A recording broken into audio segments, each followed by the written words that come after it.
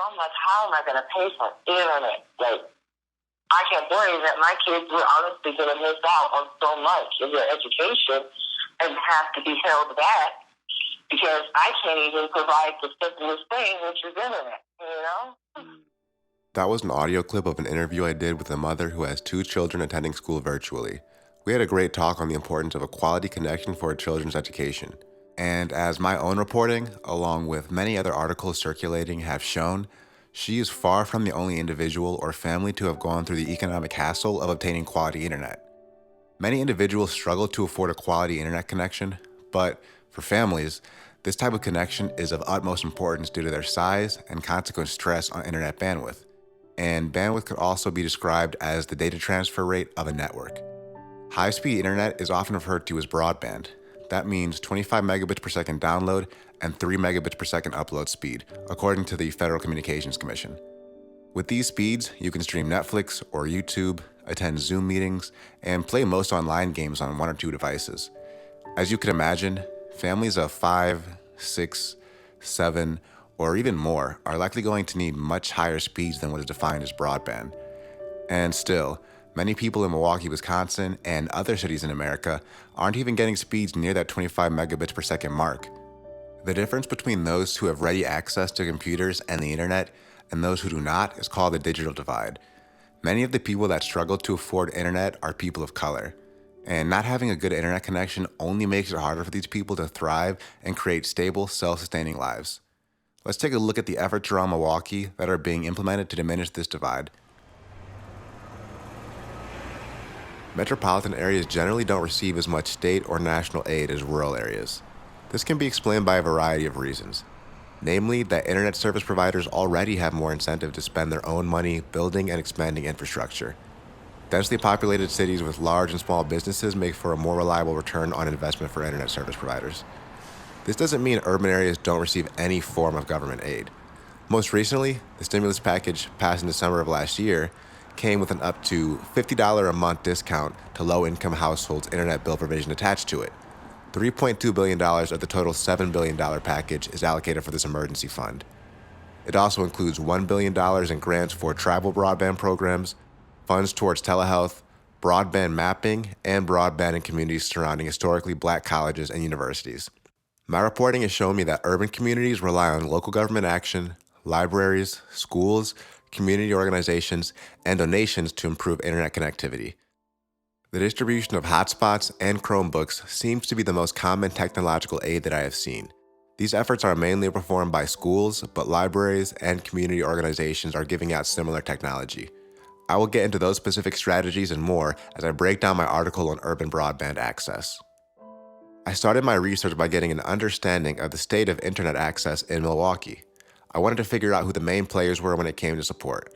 I wanted to understand who was hurting most due to lack of internet access, and I wanted to get a grasp of what internet service providers were doing to help.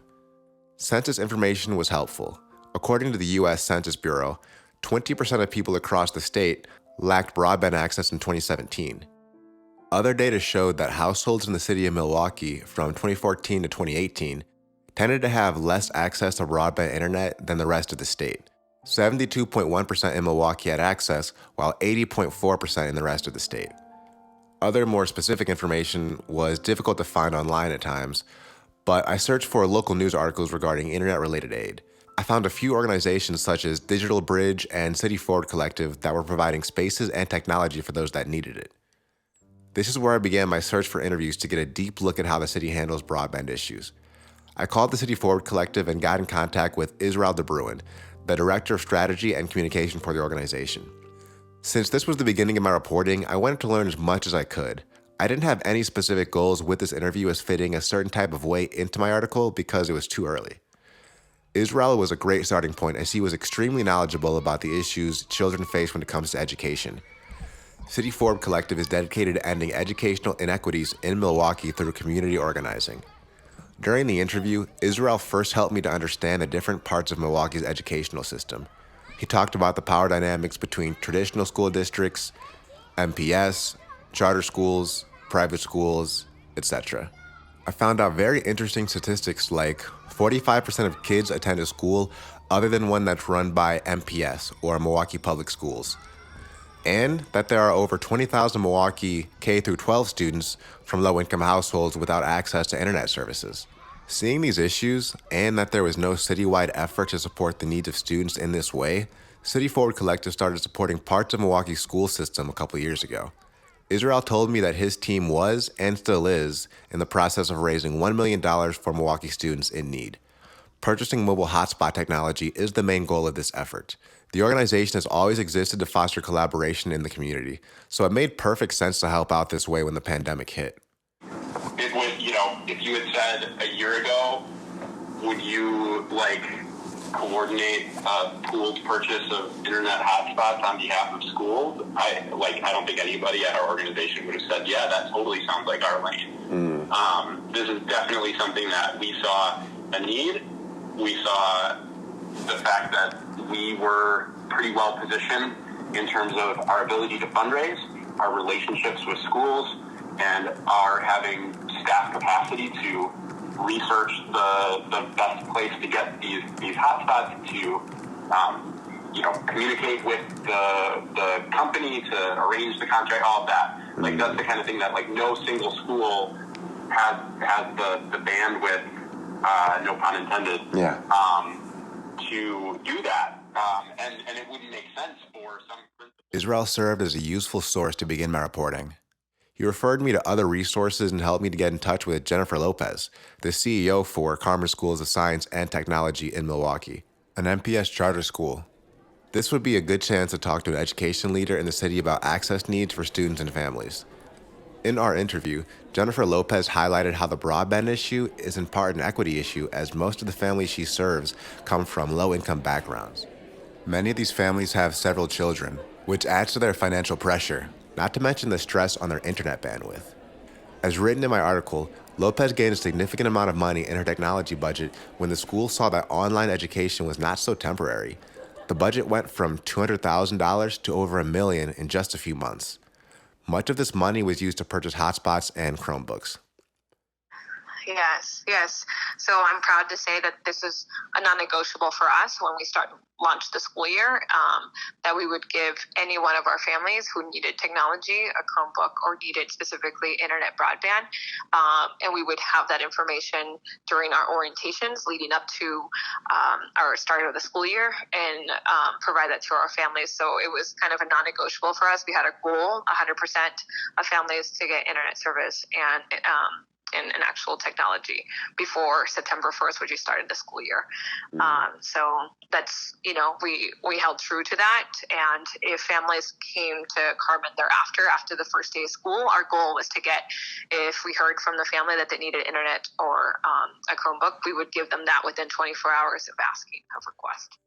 Lopez also mentioned something that I found to be a bit of a theme throughout my interviews. She said that she didn't realize that such a significant amount of her time as the superintendent/CEO of Carmen would be spent becoming an IT expert, figuring out the pros and cons of various internet services. Some of the teachers, librarians, families, and others I talked to all felt like they were dedicating a lot of their time learning and sometimes mastering technology, hardware, and software. This was usually done so they could pass it on to their coworkers, students, or children. At this point in my reporting, I was realizing that students and their families were one of, if not the, biggest demographic impacted by the internet-related consequences of the pandemic. I knew that highlighting what was being done for students would likely be a big part of my reporting.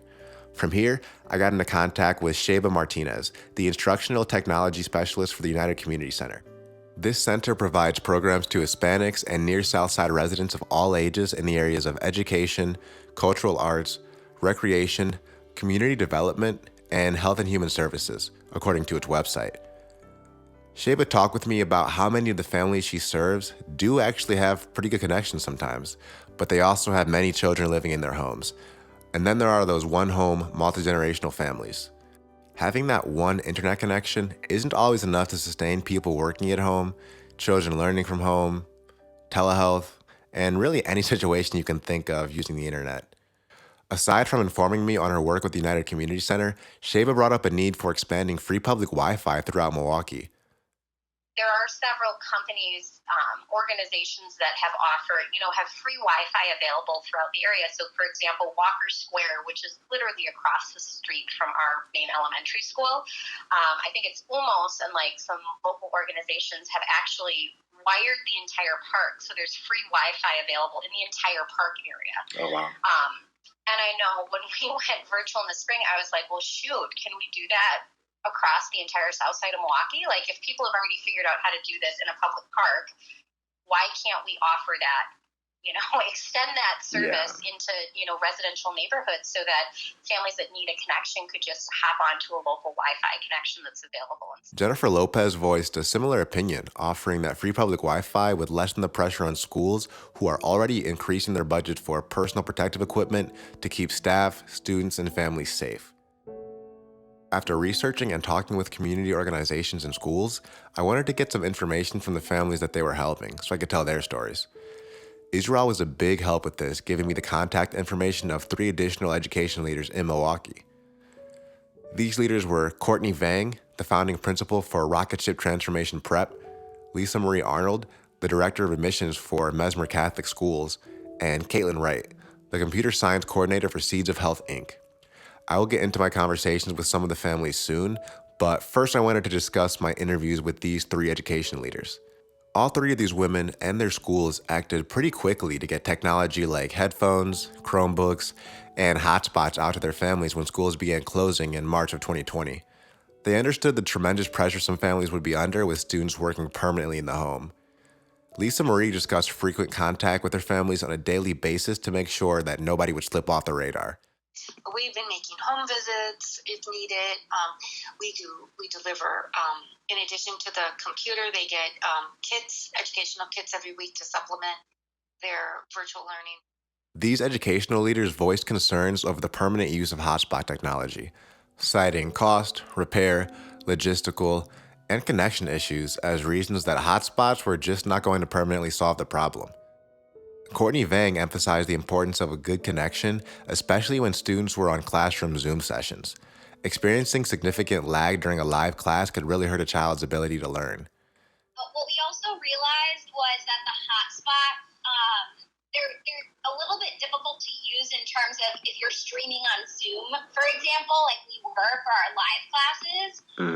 So we started investing in a business account through Spectrum and setting up internet right at families' houses and paying for that. And it actually, I have to ask my business operation manager for sure, but it was either equal or less than the hotspots were costing us. Oh, wow. And it was just frankly better internet. So that's what we started to do with numerous families. I would say we have close to like 20, 25 families on my campus that we're paying for internet for. In my article, I wrote about the alternative ways that schools were dealing with these issues. Partnering with the local Boys and Girls Club to provide virtual learning spaces was certainly one of these ways. Directly paying for cable internet through an internet service provider business account was another way. Overall, my conversation with these women showed me that there is not a perfect solution to solving the lack of internet service issues for families and students. It is going to take a combination of continuously evolving strategies to make an impact. These academic leaders helped me to get into contact with some of the families they served so I could talk directly with the affected population. Sheba Martinez also helped me to get into contact with some of the United Community Center's families. I eventually talked to about 6 families of varying income levels from North to South Milwaukee. No matter the income level, each family told me that the price for internet was definitely an issue. Even for those that could afford it, they felt that they were just paying too much.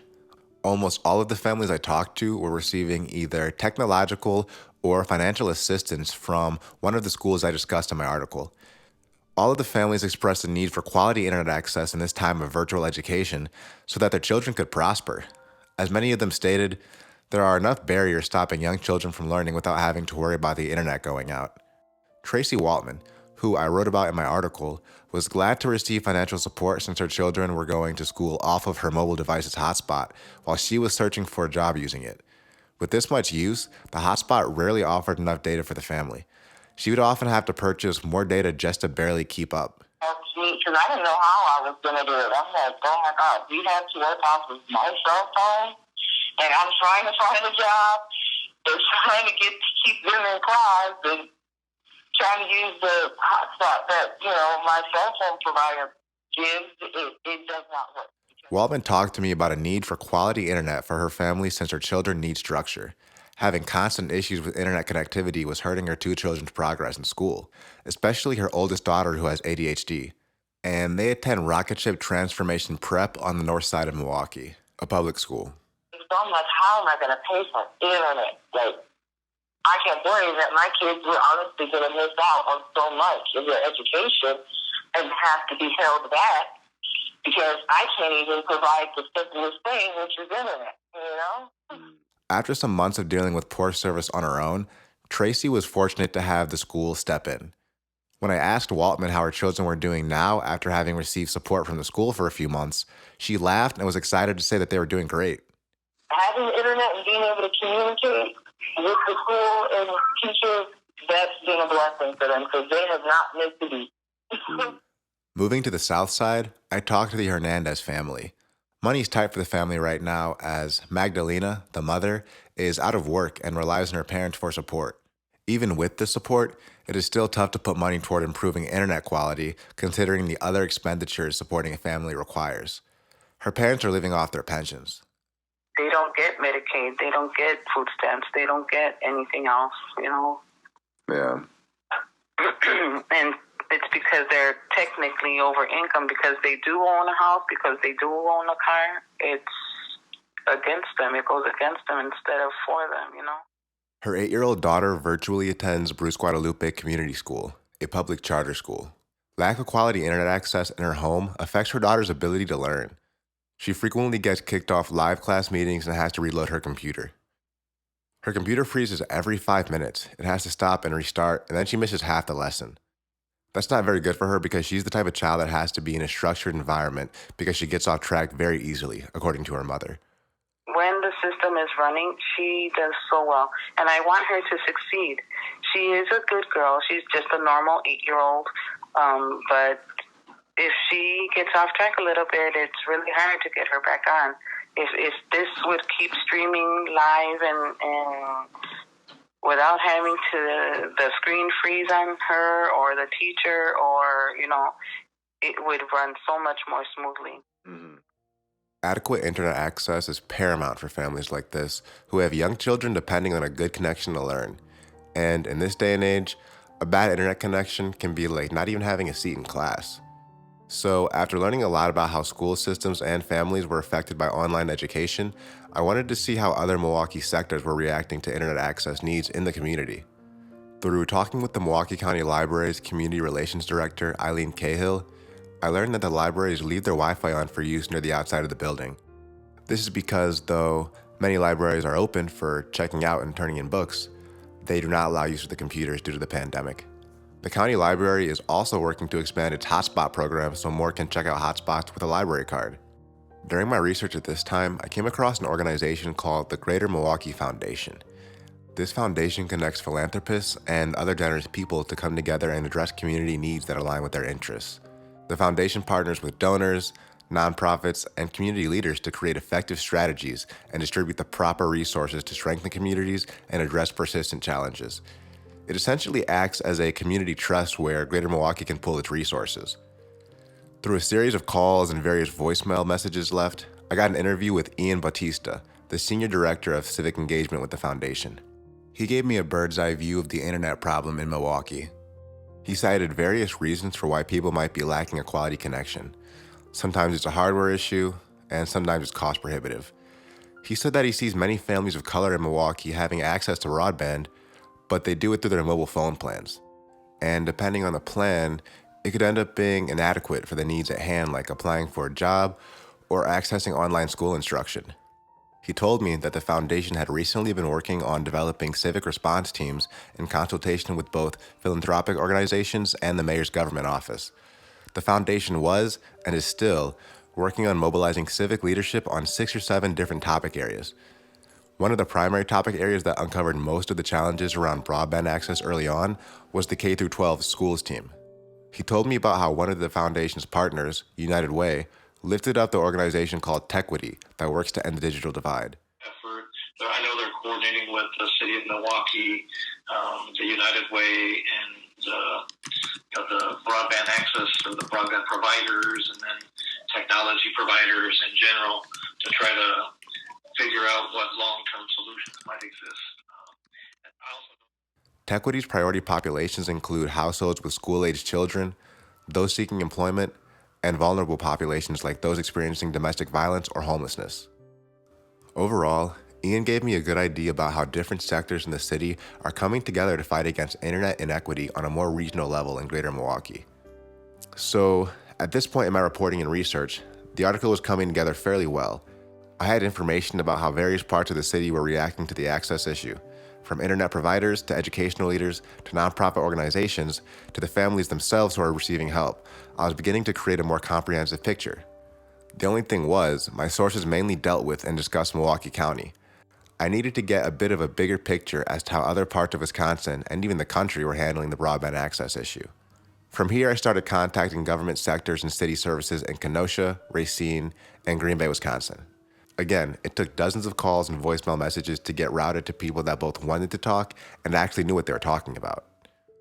One of the first people I talked to from this batch of contacts was Barbara Brayton, the director of the Kenosha County Library System. In my article, I wrote about the interesting ways the library was helping those with poor or no internet access. Having a mobile hotspot outreach van to go to areas of poverty was the most unique one in my opinion. Those areas of poverty were visually mapped out with the help of a Kenosha-based community partnership called Building Our Future. This network of community leaders is similar to the Greater Milwaukee Foundation in that it unites its partners from many societal sectors: community members, education, nonprofit, business, faith, government, as well as philanthropy. What makes this network unique is how it visualizes its data. It uses interactive data visualization techniques to show the gaps in access some people in the community face. Its website does a great job at making it easy for community members to know what is happening in a local sense. Going back to the Kenosha Library System, it also extended the Wi-Fi in its parking lots when it was closed so people could connect nearby. Barbara seemed proud of the efforts that the school district and local organizations like the YMCA and Boys and Girls Club were carrying out. She said the schools did everything they could to get a computer and hotspot into every child's hand. During our conversation, Barbara highlighted the importance of the public library for populations like the homeless who don't have anywhere to charge their technology, usually a cell phone if they have any. Libraries are probably the closest thing there is to free, consistent public internet connection in society. They are vital to communities, and my conversation with Barbara made that reality quite apparent. Due to Barbara mentioning how proud she was of local organizational efforts, I reached out to the Kenosha YMCA and got into contact with its youth and family director, Dr. Rachel Mall. She saw the YMCA as serving the community's youth needs in a holistic way. Through virtual learning spaces, technology, recreation, and even nutrition, the Y has established itself as a positive force in the community during the pandemic. To create an effective learning environment, Rachel made more rooms available for students at the Y and divided them up by age into groups of about 10. Each group had a lead teacher and helped the kids get online with their Zoom meetings. She told me that some students were having significant trouble with virtual learning, either because they were intimidated with being online or they had a hard time finding motivation. These students were given one-on-one instruction by the YMCA staff. This was great to hear, as it is often mentioned how instructor-to-student ratios are a primary factor on how children learn and grow. It can't be underestimated how a community organization like the YMCA can affect change. Rachel told me that she has some kids from 6:30 in the morning until 6 at night. That's a long time and leaves great opportunity to shape their lives. As mentioned in my article, children are often moving around based on their parents' schedule. When you throw virtual learning into the mix, it makes it tough for children and parents to be on the same page consistently. So it is vital to have a stable environment and internet connection at a place like the YMCA. Rachel makes sure that health is a top priority for the children she works with. Yeah, and then I made sure that two of our staff over here, one is actually a licensed LPN and the other one is an RN. They are hired as teachers, but in their background, they're also certified nurses. And so I made sure that they were also on staff to handle the check-in system, because we triage the kids and such and then should anything happen during the day, they would be here to help.